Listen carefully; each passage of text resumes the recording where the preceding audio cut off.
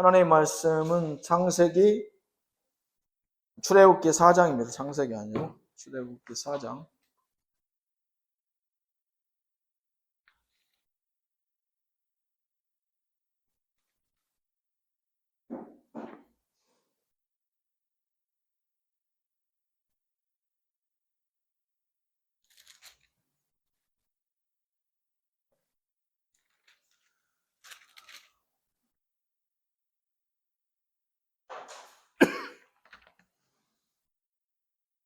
출애굽기 4장 5장 말씀인데 오전에는 4장 말씀만 같이 읽도록 하겠습니다. 4장 말씀 한 절씩 교독하겠습니다. 모세가 대답하여 이르되 그러나 그들이 나를 믿지 아니하며 내 말을 듣지 아니하고 이르기를 여호와께서 내게 나타나지 아니하셨다 하리이다.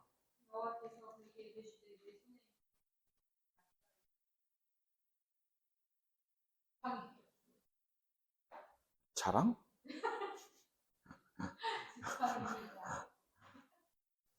여호와께서 이르시되 그것을 땅에 던지라 하시매 곧 땅에 던지니 그것이 뱀이 된지라. 모세가 뱀 앞에서 피하매 여호와께서 모세에게 이르시되 그 손을 내밀어 고기를 주거나 그가 손을 내밀어 그것을 잡으니 그 중에서 지팡이가 된지라. 이는 그들에게 그들의 조상의 하나님 곧 아브라함의 하나님 이삭의 하나님 야곱의 하나님 여호와가 내게 나타난 줄을 믿게 하려 함이라 하시고 여호와께서 또 그에게 이르시되 그의 손을 품에 넣으라 하시매 그가 손을 품에 넣었다가 내어 보니 그의 손에 나병이 생겨 물같이 됩니다.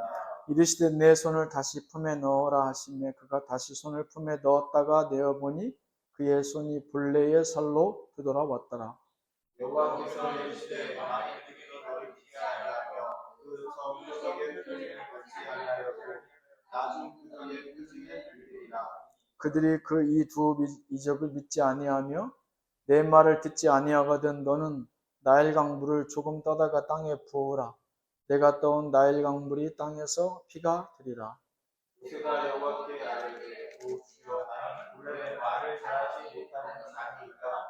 주께서 주의 종에게 명령하신 후에도 역시 그러하니 나는 입이 뻐릇하고 혀가 둔한 자이니이다. 여호와께서 그에게 이르시되 누가 사람의 입을 지었느냐?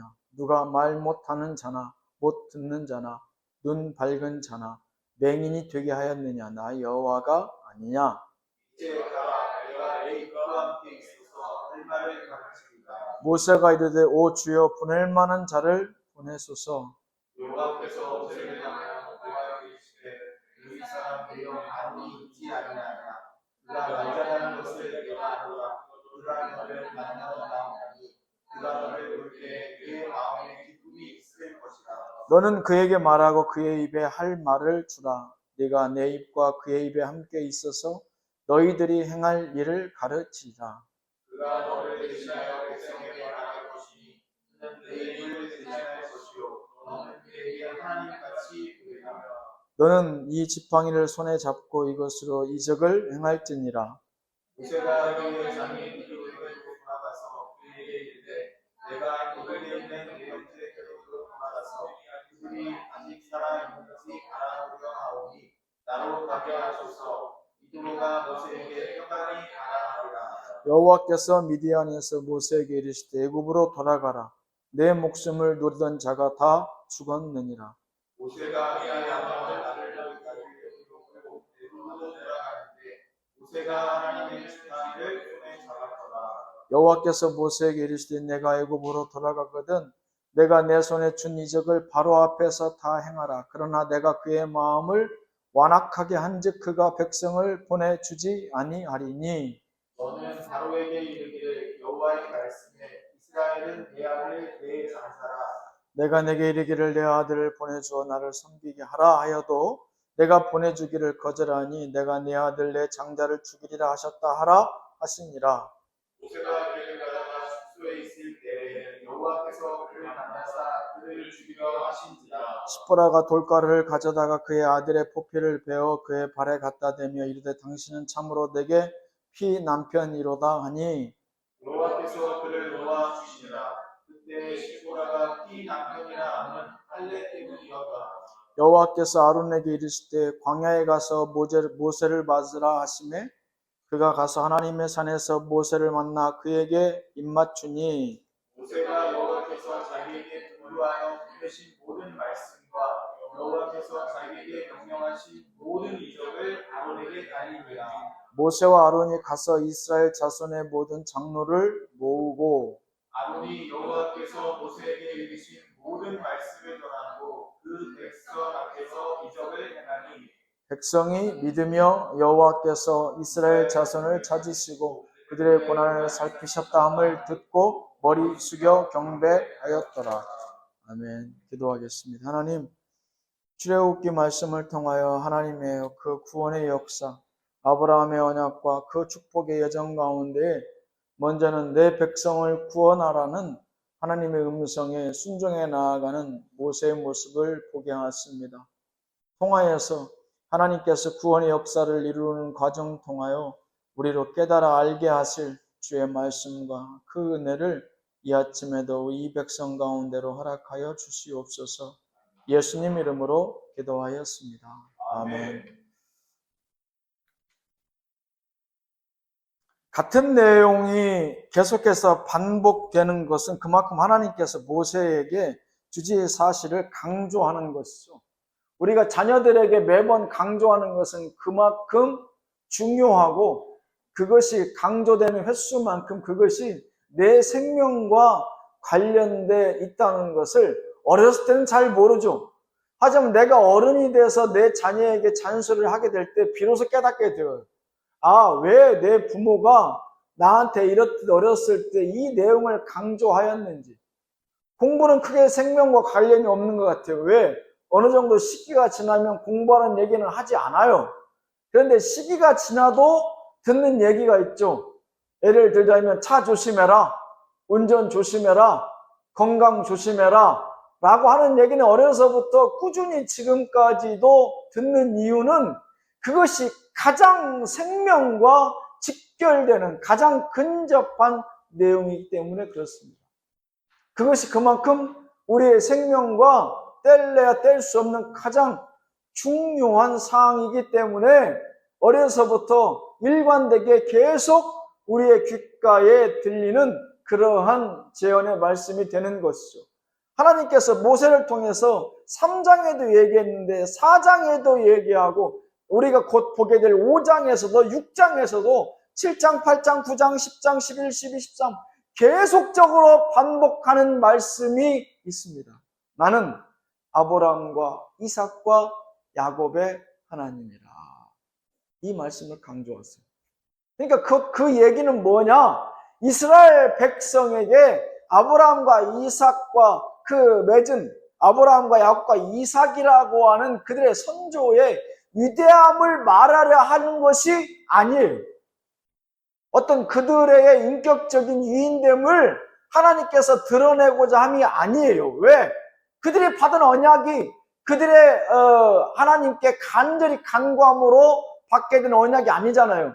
하나님께서 아브라함에게 사실 어떻게 보면 일방적으로 맺게 하신 축복의 언약인데 그 언약을 통해서 하나님께서 430년 그 언약 이후에 모세를 통해서 다시금 제3, 제4 강조하시는 이유는 분명 그 가운데에 생명과 그들의 생명과 관련된 중요한 숨겨있는 축복이 있기 때문에 그런 것이죠.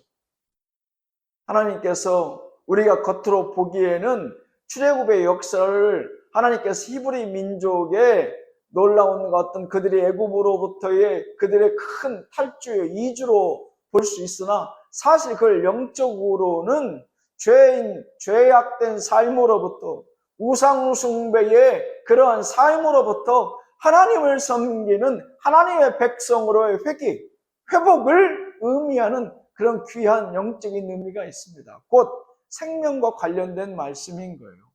아브라함의 축복도 마찬가지죠. 그것이 일방적으로 하나님께서 주시는 맺으시는 언약이지만 그것이 그냥 다 축복하겠다는 내용이 아니에요. 그냥 아브라함과 야곱과 이삭이라고 하는 곧 하나님의 믿음으로서 인정받은 믿음의 혈통을 통한 하나님의 축복은 세세에 만대에 하나님께서 허락하시는 축복이라는 의미죠. 그래서 그것이 신약에 와선 구체적으로 히브리인들, 이스라엘 유대인들에게만 한정된 것이 아니라 아브라함과 야곱과 이삭의 하나님의 그 축복은 이제 예수 그리스도를 영접하는 모든 열방과 이방에게 하나님께서 열려 있다라고 예수님께서 선언하시게 되지 않습니까? 그것이 바로 예수 그리스도의 이 땅에 오신 목적 중에 하나이기도 하고요. 그래서 유대인들의 그들의 선입견을 완전히 깨부수죠. 그래서 그들은 그것을 끝까지 지키기 위해서 예수 그리스도를 십자가에 못 박게 되는 것이고요. 하지만 예수 그리스도 십자가에 못 박는다고 그것이 하나님의 축복이 한정적으로 그들에게 머무는 것이 아니죠. 이미 하나님께서는 선포하셨고 예수님은 그 증거로 보내주신 것이지, 예수님께 십자가에 달려 돌아가신들 그 언약이 무효화되는 것 아니고, 그래서 다시 하나님께서 예수 그리스도를 3일 만에 부활케 하시잖아요. 그 얘기는 뭡니까? 하나님의 축복을 그 누구도 거역하거나 그것을 막을 수는 없다, 그 뜻입니다. 우리가 그 놀라우신 하나님의 언약, 그 축복의 여정을 잠시 잠깐 모세를 통한 출애굽의 역사를 통해서 보는 것이지, 그것이 그걸로 끝나는 거 아닙니다.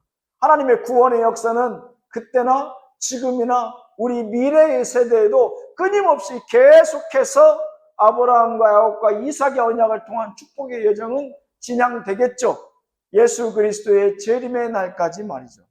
그래서 우리가 보게 하신 대로 그 아브라함의 언약과 축복의 여정 첫 번째로 내 백성을 구원하라라는 제목으로 하나님의 말씀을, 은혜를 기대하고 지난 시간부터 보고 있습니다. 그래서 그 첫 번째 내 백성을 구원하라고 하는 하나님의 그 구원의 여정 첫 번째는 구원의 주체 되신 하나님을 드러내신다. 누가 이 구원의 역사를 이끌어 나가느냐? 누가 이 구원의 역사를 기획하였느냐? 누가 이 구원의 역사의 가장 그 핵심, 그 가운데에 서 계시느냐? 그분은 모세도 이스라엘 백성도 아니고 하나님이시다.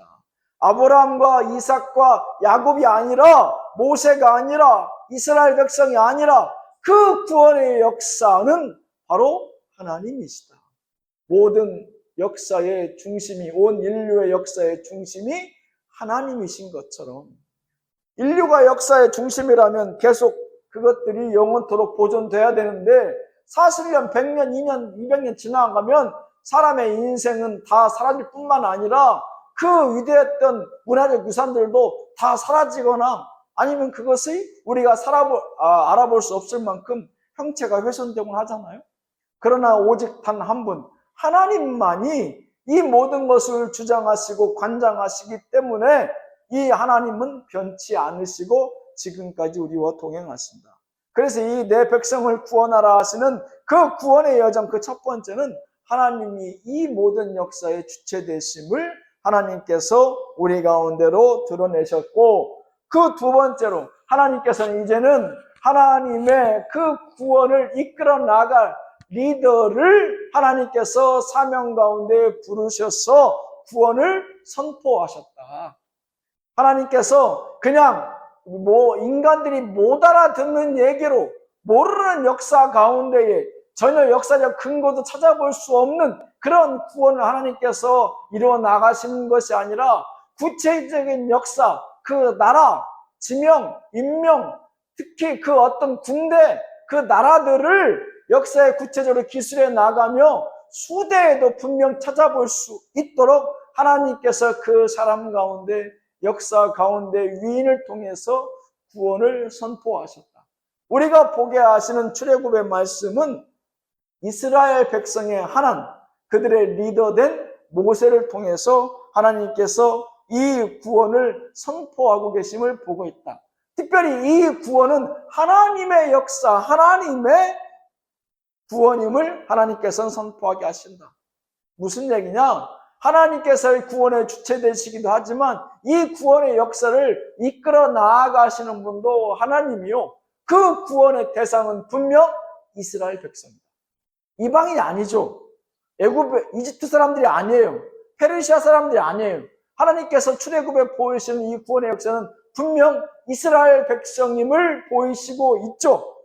그래서 그 하나님의 백성에게 이것이 하나님의 백성을 하나님께서 직접 구원하고 계심을 보이는 그런 선포임을 우리가 명심해야 된다. 다만 이 구원의 선포는 어느 날 갑자기 뜬금없이 보여지는 구원이 아니었고, 하나님께서 그 출애굽 모세 당시 그 430년 이전에 아브라함과 야곱과 이삭에게 언약하신 그 축복의 시작으로부터 이미 예언되어졌고, 그때로부터 시작된 구원의 역사요 선포인 것이다. 신실하신 하나님께서는 많은 사람들은 애굽 생활을 하면서 그 이방 사람들의 문화에 혼용되어져서 그 하나님의 약속을 다 잊어버렸을지 모르지만, 나는 10살에 기도하고 20살에 기도해서 우리는 하나님 앞에 아렸던 기도의 제목을 나는 지금 50이 돼서 60이 돼서 다 잊고 살 수 있을지 모르지만, 하나님께서는 결코 지금도 그 신실하신 하나님은 잊지 않고 우리의 삶을 통해서 그 놀라운 역사를 이루어 나가신다. 그래서 우리가 지금도 가정 구원을 위해서, 사랑하는 사람들의 구원을 위해서 기도하는 것을 소홀히 하면 안 될 줄로 믿습니다. 왜? 하나님께서는 분명 하나님의 때에 우리의 입술을 통해서 기독케 하신 인물들을, 그 영혼들을 하나님의 때에 430년도 하나님께서 분명히 기억하시고 찾아가시는데, 우리의 70여 강건하면 80인 인생 하나님이 분명히 그 인생 들어 구원의 길로 인도하여 주시리라 믿습니다. 오늘 이제 그 세 번째 시장, 내 백성을 구원하라, 구원의 여정 그 세 번은 이제 구체적인 구원의 시작입니다.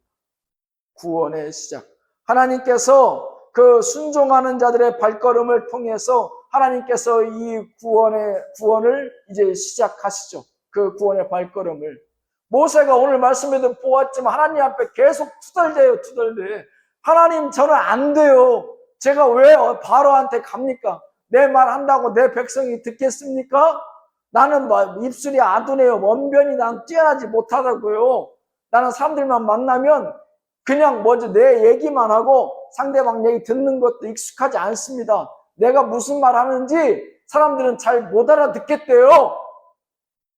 그렇게까지 얘기 안 했지만 성경에 보면 모세가 하나님의 명을 계속해서 거절하는 장면이 반복적으로 등장합니다. 최소한 3번, 4번 이상 성경에서 그 정도 나왔으면 사실은 그보다 훨씬 더 많이 모세가 하나님 앞에 거절하였다라는 것을 우리가 예상할 수 있죠. 그런데도 중요한 것은 하나님의 부르심에는 분명 하나님은 실패가 없다고 여겨지셔서 끝까지 모세를 포기하지 않으십니다. 마치 하나님께서 우리가 지금도 살아가면서 계속 배신과 순종을 반복적으로 살아가는 그러한 삶을 살아가고 있음에도 하나님이 우리를 포기하지 않으시는 것처럼 말이죠. 저와 여러분들, 인간이라는 것이 늘 성령의 충만함으로 하나님의 말씀에 사로잡혀서 보고 배우고 들은 대로 그렇게 살아갑니까? 아니잖아요. 그 말씀대로 안 살 때가 훨씬 더 많은 게 우리 인생의 여정들 아닙니까? 그럼에도 불구하고 하나님 모세를 부릅니다. 아니야, 나는 내가 필요해. 아니야, 나는 너를 내가 쓰기로 작정했어. 아니야, 나는 네가 이스라엘 백성을 이끌어내야 돼. 출애굽의 역사 가운데 너를 제일 앞에 세워서 나는 리더로 나는 써야 되겠다. 포기하실 만도 하고 하나님께서 크게 벌을 내리실 만도 한데 모세에게 끝까지 그렇든 얘기합니다. 심지어 모세가 마지막에는 이제 이런저런 변명할 길이 없어서 자기가 언변이 둔함을 얘기하자 내 이놈 네 형 아론 있잖아 이렇게 얘기합니다.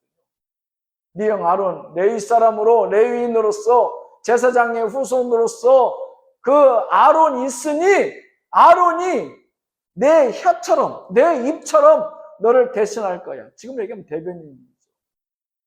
결국 이제 모세가 더 이상 하나님 앞에 핑계 댈 것이 없어요. 하나님 앞에 순종케 하신 하나님께서 이제 모세를 통해서 그 발걸음을 이제 구체적으로 구원의 역사, 그 출발점으로 옮기십니다. 하나님은 구원의 역사를 이루실 때 하나님이 리더를 세우셨다고 해서 그가 겉모습만 리더로 하나님의 리더 삼아 움직이시지 않는다는 뜻이죠. 이미 그 안에서 물리적, 화학적인 모든 불순종의 그러한 요소들을 다 제거해내신 후에 하나님의 리더로 사용하시기 시작합니다. 그래서 모세가 더 이상 그 이후로부터는 자기를 리더 삼을 하나님에 대해서 불평하는 장면은 등장하지 않아요. 그 백성들이, 이스라엘 백성이 따르면서 모세에 대해서, 그 지도부에 대해서 끊임없이 항변하고 끊임없이 불평 불만을 표출함에도 모세는 얘기하지 않습니다.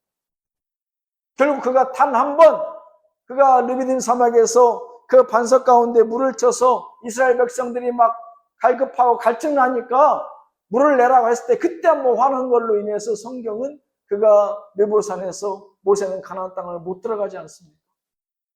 하나님께서는 그런 분이시라는 거죠. 하나님께서는 그런 분이시죠. 그럼에도 불구하고 하나님은 일단 모세를 세우시기로 작정하고 그를 불러서 리더로 세우셔서 그의 발걸음을 이제 구원의 역사 그 출발점으로 움직이십니다.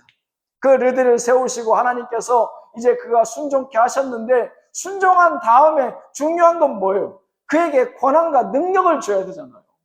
권한과 능력, 사람들이 그를 보고 믿고 따를 만한 실력을 줘야 된다 이 말, 실력을. 모세 지금까지 실력이 그가 40살까지는 나름대로 준비된 리더라고 우리가 볼 수도 있죠. 왜? 왕궁에서 태자로서 그러한 차기 황제로서의 왕위 계승 수업을 받고 있었으니까. 근데 그가 40년 동안 이제 광야에서 쫓기는 자의 모습으로, 살인자의 모습으로 그가 피의자로서 숨어 살면서 그 모든 것을 잊었어요. 겉모습도 실력도 학문도 배경도 모든 것을 다 잃어버린 상태죠. 하나님은 이제 그를 새롭게 새로운 능력으로, 하나님의 능력으로 채우시고자 사실은 40년을 완전히 비우게 하신 것이죠. 40년을 그가 왕자, 태자의 신분으로 살았지만 40년 동안 광야에서 하나님은 그 모세의 그 과거의 모습조차 하나님께서는 철저하게 다 털어내고 비워내시죠. 왜? 하나님의 것으로 채워 쓰시고자 말이죠. 그래서 사도 바울이 뭐라고 얘기합니까? 내가 배우고 익히고 알았던 모든 세상적인 지식과 지혜를 나는 배설물로 여기노라. 왜? 주의 복음 앞에서는 하찮은 능력이에요. 전혀 그것을 복음을 증거하는데 대신할 수 있는 도구나 그런 어떤 능력이 될 수가 없어요. 하나님 앞에서는 가히 어떻게 꺼내서 말할 만한 가치를 못 느끼겠다는 것이죠. 그래서 사도 바울은 오죽하면 배설물이라고까지 표현했겠습니다.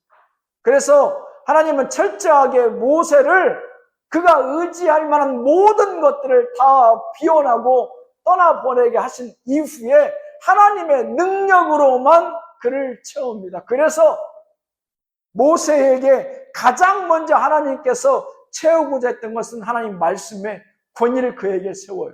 그 말씀의 권위가 뭡니까? 우리가 오늘 읽으셨던 말씀 4장에 보면 모세가 그가 가족을 다시 데리고 오고자 광야에서 애굽으로 데리고 오고자 장인의 집에 들려서 아내와 더불어 데리고 오는 도중에 하나님을 만나는데 하나님께서 모세를 갑자기 들어 죽이려고 그래요. 그러자 그 아내가, 모세 아내 십보라가 재치가 있었던 것 같아요. 얼른 아이를 데려다가 할례를 얘를 치워요. 그랬더니 하나님께서 그 영혼을 살려주시죠.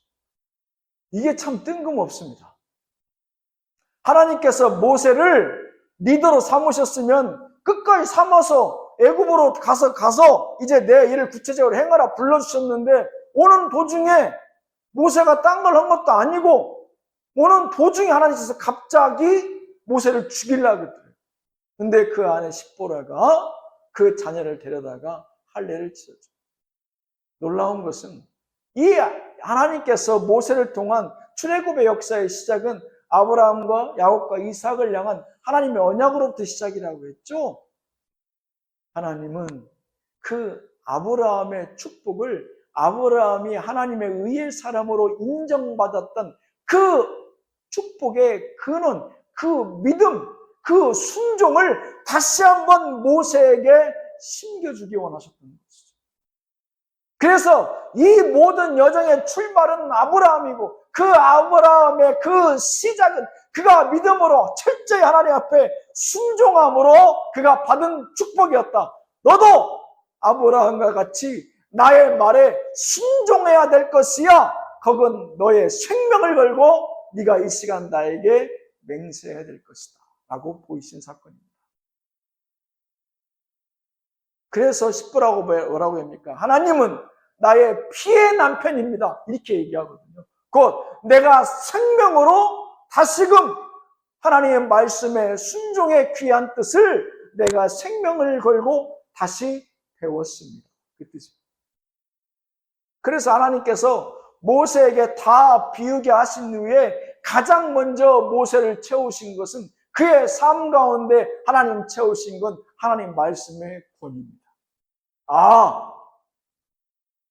애굽의 법도 아니고 이스라엘의 율법의 그 법도 아니고 하나님의 법. 이제 내가 하나님의 법에 대해서 그 순종함으로 벗어나면 나는 언제든지 죽을 수 있겠구나. 그 두려움, 절대성을 하나님의 말씀에 대한 절대성에 대한 그 순종의 본을 하나님께서 모세의 가족에게 보이신 것이죠. 이제 모세는 하나님 앞에 첫 발을 이제 그 리더로서 어떻게 보면 하나님의 메신저죠. 리더라고 하지만 하나님이 없는 리더 전혀 의미가 없잖아요. 무의미하잖아요. 왜? 하나님께서 불러 세우셨고 하나님께서 권위를 주시고 하나님께서 아론을 붙여주시고 이스라엘 백성을 만나게 하시고 모세를 바로에게 이끌어내신 모든 것들을 뒤에서 주장하시는 분은 하나님이시기 때문에 사실은 모세는 리더라고 말하기보다는 메신저의 연락관에 사실은 불과하죠. 그럼에도 불구하고 우리가 그를 리더로 지칭하고 그를 통해서 하나님께서 이루어 가시는 역사를 바라볼 때에 하나님께서 그의 모든 것을 40년 동안 철저하게 비우시고 그가 리더로서의 역량을 강화시켰어서 하나님께서 구체적인 리더로 세우시기에 가장 먼저 채우신 건 무엇이다? 하나님의 말씀의 권위였다. 그 말씀에 내가 이제 전적으로 내가 순종해야 되겠구나. 그렇게 하나님께서 놀랍고도 끔찍한 그 경험을 경험하게 하신 후에 비로소 모세에게 하나님의 권위를 하나님께서 허락하십니다. 리더로서의 권위를 허락하세요. 그게 뭡니까? 지팡이. 모세에게 지팡이를 주시고 그 지팡이를 통해서 바로에 가서 그 지팡이를 던져 뱀이 되게 하라. 그리고 그 뱀이 된 후에 그 살아있는 뱀의 뿔을 잡으면 다시 지팡이로 들어올 것이다 라고 하시면서 사실은 그 하나님의 메신저로서의 권위를 모세의 지팡이를 통해서 하나님께서 보이시죠. 그 모세의 그 하나님 주신 그 지팡이는 사실은 권위와 능력을 상징적으로 보여주십니다. 그러니까 세상에 어떤 리더요, 세상에 그 어떤 대단한 대통령이 됐다 할지라도 중요한 것은 하나님께서 인정해 주시느냐 그렇지 아니하느냐 그것이 가장 우선인 것이죠. 하나님께서 그 권위를 그 가운데 허락해 주시고 그에 필요한 권위와 능력을 부여주시는 그 순서 가운데 있느냐 있지 않느냐가 가장 큰 관건인 것이죠. 그 다음에 하나님께서 모세에게 리더 역량을 강화시켜주기 위해서 보내주신 건 뭡니까? 아시는 바와 같이 준비된 보좌진 누굽니까? 형 아론을 모세의 대변인으로 보여주시죠. 우리가 4장 읽었지만 어떻게 됩니까? 모세가 아론을 불러서 형, 내 대변인 역할 좀 해줘. 이런 장면이 나오지 않아요. 하나님께서 이미 아론과 그 모든 관계를 끝냈어요. 아론은 모세가 동생임에도 불구하고 오늘 말씀에 보면 하나님과 같이 아론이 모세를 받들고 섬겼다라고 성경에 이렇게 나오죠. 하나님께서 이미 작정하시고 모세를 만나기 전에 아론에게 네가 모세를 어떻게 따르고 섬겨야 될 건지에 대해서 하나님께서 이미 서열상으로 그 위계 질서를 정리해 놓으신 상태라는 것이죠. 하나님께서 모세를 아무 도울 사람도 없는 그의 손과 발이 될 수 있는 사람을 전혀 준비해 놓지 않고 그냥 뜬금없이 모세를 세우신 것이 아니라 그에게 하나님의 말씀에 권위를 허락하시고 하나님의 대리인으로서 그에게 지팡이를 주시고 또 하나님의 사람 레위인 그 아론으로 그의 대변인 역할을 자청케 하시면서 또한 하나님께서 이스라엘의 조직을 섭렵하게 하시죠. 아니 나가서 바로에게 얘기하자면 최소한 모세 뒤에는 누가 줄 서 있어야 될 거 아니에요. 모세의 방패막에 떼서 그들의 소리를 대변하는 사람이다라고 어떤 여론을 안고 갈 수 있을 정도의 능력은 있어야 될 거 아니에요. 누굽니까? 오늘 말씀에 보면 장로들을 만나게 하십니다. 모세가 아론과 더불어서 장로들을 만나 하나님의 전언을 그들에게 전하죠. 그랬더니 그들이 뭐라고 했다고 말씀에 나옵니까? 그들이 하나님의 말씀을 듣고 하나님이 우리의 삶을 보고 듣고 계심에 대해서 하나님께 경배하였더라. 이렇게 성경은 말하고 계십니다. 하나님께서 리더를 세우시고 그 구원의 출발점으로 옮기심에 있어서 모세를 아무 능력도 품격도 인격도 다른 자도 없는 그저 독불장군으로 세우신 것이 아니라 그를 다 비우시고 하나님의 능력으로 채우셨는데 그 처음은 하나님의 말씀이요 그 둘째는 하나님이 이제 하나님의 메신저로서의 권위와 그 능력을 부여하시고 그 형을 심지어 그의 대변인으로 삼고 그 뒤로는 이스라엘의 수많은 백성들의 12 장로를 하나님이 세우셔서 그들이 하나님의 대업의 역사에 동참케 하여 주신 줄로 믿습니다. 기도하겠습니다. 주여, 리더를 세우시고 리더의 역량을 강화시키사 그에게 능력과 권한을 부여하셔서 구체적으로 그 구원의 역사를 이뤄나가시는 하나님의 섬세하고도 치밀한 아버지 하나님의 경륜을 보게 하신 줄로 믿습니다. 아버지 하나님, 이 백성들의 삶 가운데서도 사랑하는 가족과 이웃을 향한 하나님의 구원의 계획들이 다 있으시리라 믿습니다. 우리는 부족하고 우리의 생각은 작고 우리는 아버지 하나님 인내가 없어 늘 실패하고 좌절하기 십상이나 하나님의 때를 따라 하나님의 능력을 우리 가운데 부어주심으로 이 모든 역사를 모세와 같이 이루어 나가실 때 분명 우리 가정 가운데도 이 교회 가운데도 하나님의 놀라운 구원의 역사와 부흥이 있으리라 믿습니다. 예수님 이름으로 기도하였습니다. 아멘.